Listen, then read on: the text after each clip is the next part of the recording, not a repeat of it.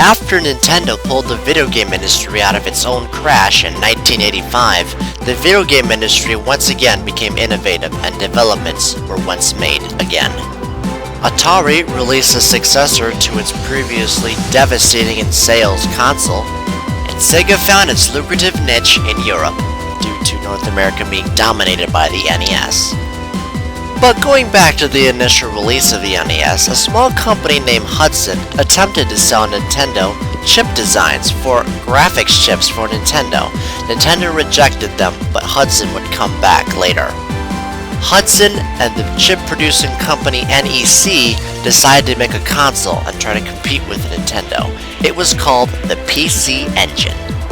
The PC Engine was released in Japan on October 30th, 1987, and in North America, the PC Engine was renamed to Turbo Graphics 16 Entertainment Super System, which was released on August 29th, 1989. The PC Engine is actually the world's smallest video game console and holds the Guinness Book of World Records for it. The reason for its small size was because of the cartridges, which were called Hue cards on the PC Engine and Turbo Chip for North America. The chips were about the size of the Sega cards that the Master System had for its budget games. The only difference was these cards were used exclusively, which means all games used this format. The Turbo Graphics 16 had an 8-bit CPU and a dual 16-bit GPU and was more powerful than Nintendo's popular at the time Nintendo Entertainment System. The superior power of the Turbo Graphics 16 was quite evident, as when it first came out, it was beating Nintendo's Famicom sales soon after its release. Even though the Turbo Graphics 16 had a good stride in beating Nintendo's Famicom sales, the Turbo Graphics struggled in North America. One reason was that software companies like Konami and Capcom supported the PC Engine in Japan but produced games for Nintendo. And like I said before, Nintendo said that only games made for their systems couldn't be made for any other system for 3 years. This unfortunately locked out many possible gaming opportunities for Hudson. Another issue the Turbo Graphics had was its marketing. Unfortunately, the marketing catered to cities like New York, Chicago, and Los Angeles, and other bigger cities, while smaller, more spread out areas hardly knew anything about the Turbo Graphics 16's existence. The Turbo Graphics was the first 16-bit console ever made, and Nintendo knew this, so they decided to go back from the drawing board to create their own 16-bit console to compete with the Turbo Graphics. The company Sega knew they were beat with the Famicom and the NES with its 8-bit processing power, but Sega decided to learn from Hudson and NEC by producing their own 16-bit console. Sega's first 16-bit console was called the Sega Genesis, or Mega Drive in Europe and Japan. The Mega Drive was released a year before in Japan on October 29, 1988, and the Genesis was released in North America on August 14, 1989. Based from a successful arcade machine known as the Sega System 16, Sega decided to put its same processing power into a 16-bit home video game console. The hardware used to develop the Mega Drive, or Genesis, was called the Mark IV. Eventually it was named the Mega Drive. Mega as in superiority and drive as in the speed power for its time. The Genesis was initially going to have the Mega Drive name, but due to a trademark dispute, the Mega Drive name was dropped and Genesis was added instead for the North American release. The Mega Drive initially competed against the now 5 years old aging 8-bit NES. And Sega knew this, so they tried everything in their power to dethrone Nintendo from the video game market domination. There are 3 means in hoping to achieve this were catchy slogans, arcade ports, and mass star power. Having popular arcade title ports like Altered Beast, Golden Axe, Ghost and Ghouls, and many more increased the popularity and sales in North America. Catchy slogans were another thing of Sega's trade, like "Gotta get Genesis" and sometimes Nintendo bashing with "Genesis does what Nintendo don't." Even though Nintendo's once dominant console was aging, they still owned the video game market library. So instead, they used people like Pat Riley, Arnold Palmer, James Buster, Joe Montana, Tommy Lasorda, and Michael Jackson in order to market their product. The Sega Genesis initially came with an arcade port called Altered Beast. Sega wanted to eventually bundle a game Sonic the Hedgehog with it, but the board disapproved. Fortunately, this was a good marketing decision, as Sonic the Hedgehog was Sega's most popular game for its console, and initially made Sonic Sega's main mascot. Despite Nintendo losing in the console wars with the aging Nintendo Entertainment System getting owned by a 16-bit new console, they decided to pursue another avenue, which was lucrative: the portable video game market. In August of 1989, Nintendo released the Game Boy. Next to the Milton Bradley Microvision, the Game Boy was the second handheld to use interchangeable cartridges. Portability wasn't the only factor that made the Game Boy sell very well. The deceptively simple and intensely addictive puzzle game Tetris was starting to make a world storm in North America. With Nintendo acquiring all rights to the Tetris name, they decided to take advantage of its popularity by porting it to the Game Boy. Despite being limited to a black and green color spectrum and requiring about 4 AA batteries, the Game Boy was a tremendous success, which sold about 64 million units worldwide. Standing in the shadows, Atari saw Nintendo's success with the video game handheld market, and they got jealous, so they decided to try it out for themselves. On the same year in 1989, Atari released the Atari Lynx. The Atari Lynx debuted something that no other video game handheld did ever. First of all, it was the first color handheld. Second, it was the first colored handheld with a backlit display. One of the strangest new features the Lynx offered was a right-handed, left-handed, upside-down configuration. Another first the Lynx offered was the ability to network with up to 17 other units via Comlink system. However, most games just required 8 units or less. Even though the Atari Lynx was much more superior than the monochrome display of the Game Boy, Atari once again failed to gain a significant market share on its handheld device. One of the Lynx's problems was the price.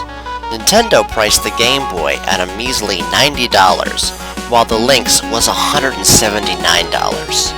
Another shortcoming Atari had was distribution. Nintendo had no problem supplying retailers with the Game Boy for Christmas time, but unfortunately Atari had only limited distribution.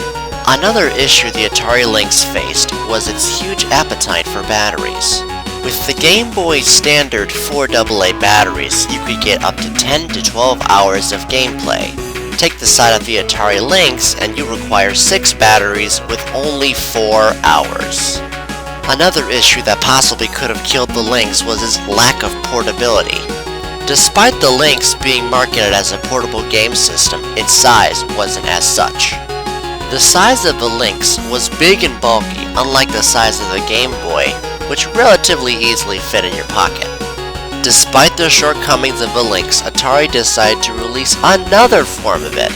Later on, they tried with a new marketing campaign, new packaging, ramped up hardware, and a new look. The system was named the Lynx 2. The Lynx 2 featured rubber hand grips and a backlit screen with a power save option, which pretty much turned off the LCD panel's backlighting. Even though the price of the once expensive Lynx was knocked down to $90, Nintendo still dominated the handheld market. Atari wasn't the only company flailing to make a comeback. On the same year in 1989, the company NEC released the Super Graphics. The Super Graphics was an upgrade to the original PC Engine, or Turbo Graphics 16 in North America. Compared to the original PC Engine, the Super Graphics had much to offer, including 4 times the amount of working RAM for the CPU and a second video chip with its own RAM, and the ability to support independently scrolling background layers just like the Mega Drive. With all these features to offer, unfortunately the Super Graphics was not well received at all in the video game market. The reason for the Super Graphics' quick demise was because of the lack of software written to support its enhanced abilities. Speaking of software, the prices weren't anything to laugh at either, reaching up to almost $110 for some games. The Super Graphics was such a failure that North America never got to see this console released on their own shores. Then in 1990, the Japanese company SNK released the NeoGeo, or Advanced Entertainment System. The NeoGeo, or AES, was SNK's answer to the lucrative 16-bit video game market. Branded as a 16-bit console, the reason why other competitors did better was one reason: price. The introduction starting price for the NeoGeo, or AES, was at an astounding $650. Now compare that with the introduction price of the Sega Genesis at $190, and you have a $460 price difference. And with the expensive console came the expensive games. Due to little effort to emulate hardware builds for home use, cartridges cost almost as much as an arcade cabinet, up to $100 or sometimes $300. And on top of this, SNK falsely advertised their system as a 24-bit console, when of course there was no such thing as 24-bit console at the time. SNK would not be the last company to falsely advertise its console to increase sales. Then, in 1990, the company NEC did something that no company had ever done before. NEC released a CD add-on for the Turbo Graphics 16 and for the PC Engine called the PC Engine Super CD-ROM. It debuted on North American shores on August 1st of 1990, priced at $400. Wonder Boy 3 and Fighting Street, or Street Fighter, were the initial Turbo Graphics CD titles. Ys Book 1 and 2 soon followed, which was one of the most treasured games on this console. Little known to many, Ys Book 1 and 2 paved the way for the RPG genre for its cinematic cutscenes, musical score, and wonderful voice acting. But the Turbo Graphics CD library grew at a very slow rate compared to the normal Turbo Chip Hue cards. Despite the Turbo Graphics CD library being relatively small, American gamers could import and draw from the mass software titles that Japan offered, since the Turbo Graphics CD had no region protection whatsoever. NEC was ahead of its time with the introduction of the compact disc, but due to some marketing decisions on NEC's part, the Turbo Graphics CD didn't become as popular as what it could have been. Unfortunately, the Turbo Graphics CD did not last very long, so NEC decided to try again and take another idea that Nintendo made successful: the handheld video game market. In the same year in 1990, NEC released the Turbo Express, also called the PC Engine GT or Game Tank in Japan. The Turbo Express was actually the most advanced handheld of its time and could play all the Turbo Graphics 16 Hue card games. It had a 66mm screen, the same size as the original Game Boy, and could display about 64 sprites at once. The Turbo Express had an optional TurboVision TV tuner. The TV tuner had an RCA video and audio input, allowing the player to use the Turbo Express as a video monitor. The TurboVision enabled the Turbo Express to be able to watch television or play games with the flip of a switch. Even though the Turbo Express packed hardware that would make the Game Boy shudder, NEC actually thought they created something special. Despite this, the Turbo Express still had its own problems. The most major problem was cheap capacitors. Sound failure was a frequent issue with the Turbo Express. Sometimes even new systems out of the box had faulty capacitors. The vastly superior technology was one of the reasons why NEC thought the Turbo Express would soar. In fact, this made it sink. The screen in the Turbo Express was another source of problems. Though it was state-of-the-art when it was released, the LCD technology was still in its infant stages, and the rate of pixel failure was very high. Sometimes brand new Turbo Express systems out of the box had several bad pixels. And speaking of display issues, the Turbo Express was plagued with more of them. Text was also difficult or impossible to read in certain situations, as many fonts were written to be seen on a television screen, not a small LCD screen. As a result, certain RPGs and adventure games were difficult to play on the device. With all that portable processing power that the Turbo Express packed, there was a sacrifice: the battery life. For about 6 AA batteries, you could only get about 3 hours with the Turbo Express. And with all those hardware problems, you have the bad marketing on NEC's part. Despite the technical advantages that the Turbo Express carried, the unit was not very popular or known with gamers that well. With NEC's poor choices when it came to advertising, they also had poor choices when it came to deciding on a price. The Turbo Express debuted in North America at a price of about $250, which was briefly raised to $300. Not a good idea. With all the problems that plagued the Turbo Express unit, NEC quietly discontinued the device a year later, sharing the same fate as the Turbo Graphics CD. While video game companies were squabbling for market share domination, other underdogs were starting to come out of the woodwork to try to compete in the booming console market. One of these companies was Commodore, which in the past in 1982 tried their hand in the video game market with the Max Machine, only to wind up as a commercial failure.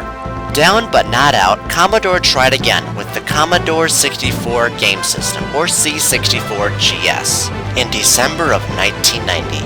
The C64GS was based on Commodore's successful home computer, the Commodore 64. Released only in Europe, the Commodore 64 game system was considered another commercial failure. One of the problems this console had was support. As the Mega Drive were dominating the market, support from companies was very limited, as many were unconvinced that the C64GS would be a success in the video game market. The C64GS was also plagued with hardware problems as well. Despite the C64GS being able to play any old Commodore 64 game, the GS didn't have a keyboard or disk drive hookup, which cut the available C64 games the GS could use in half. The Commodore 64 GS was also priced at $189. So why pay almost $190 in 1990 for a dumbed-down Commodore 64 unit, which was based from 1982? And yes, in reality, the C64 GS was a dumbed-down version of the Commodore 64, as the keyboard and disk drive components were actually still intact, just no holes were made for the device to be plugged into. To partially counter the lack of a keyboard, the basic control system for the C64 GS was a joystick called the Annihilator. Unfortunately, the Annihilator had poor build quality and had a short life, thus making replacements very hard to come by.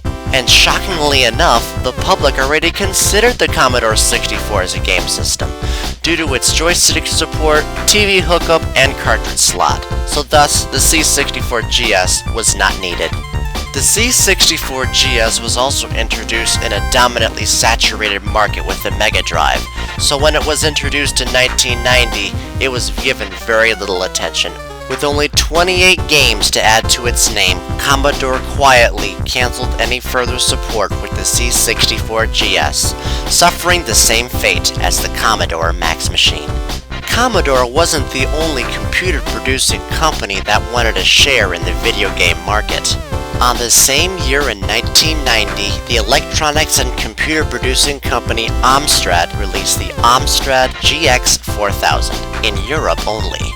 The GX4000 was Amstrad's first attempt into the video games console market, and it was a short-lived one. Some reviewers called the GX4000 neat-looking and technically impressive that had an awful lot of potential at a price of £99. The original designer of the GX4000 even said it was technically at least as good as other 16-bit consoles in the market. Even though the GX4000 had many hardware possibilities, it was considered a commercial failure, and within weeks of the initial launch, the system could be bought at discounted prices, as little as £30. One reason why the GX4000 failed to pick up was because 16-bit computers such as the Commodore Amiga and the Atari ST, and 8-bit consoles such as the NES were already dominating the European video game market, and hype for 16-bit consoles as the Mega Drive was growing very quickly. Amstrad could also not compete with the Mega Drive's marketing power that it brought to the consumer. Another reason for the GX4000 failing was because many GX4000 games were simply Amstrad color personal computer games ported onto the system, which led to generally unimpressive titles. And speaking of titles, software development was also a problem. Many companies complained that the porting process was taking months instead of weeks, leading to very few launch titles. The main reason for the GX4000's failure was one reason. It was outgunned by other computers and 8-bit consoles in the market. The GX4000 would be Amstrad's last attempt in the video games market.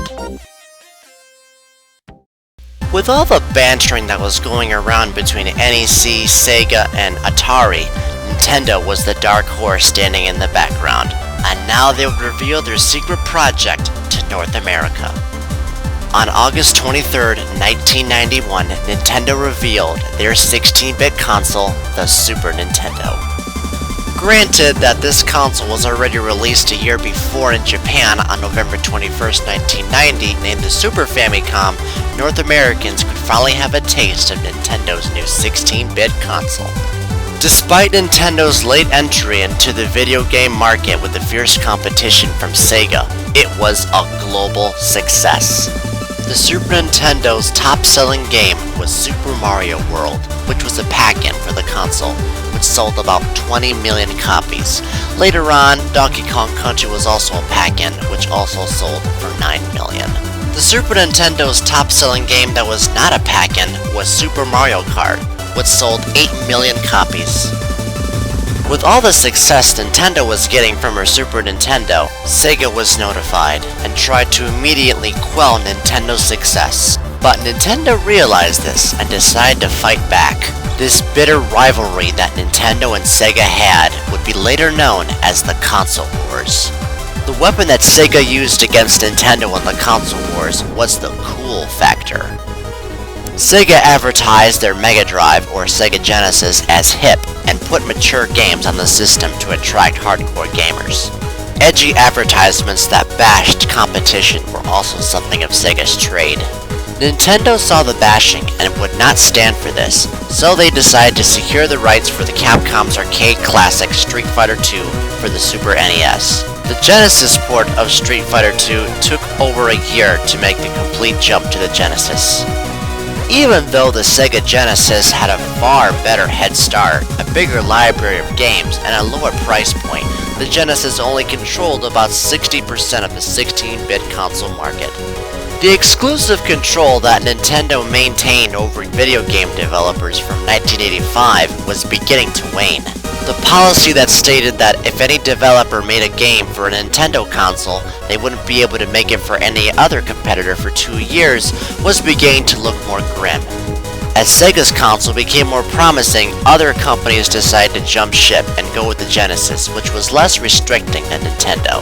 Due to this, the control that Nintendo had over developers in the NES era from 1985 was beginning to fade, and Nintendo's significant market shares that they had in the past were starting to be overtaken slightly by other competitors in the market. Next time on the history of video games. The tried and true cartridge format has a new kid on the block, the compact disc, but will it be accepted? Also, Nintendo and Sony collaborate together to keep the ailing Super Nintendo alive. What could sever this uncanny partnership? Lastly, the liberalism in video game violence is starting to get attention of the United States Senate, and the idea of a possibly centralized rating system is discussed. That and much more to come on the history of video games. See you next time!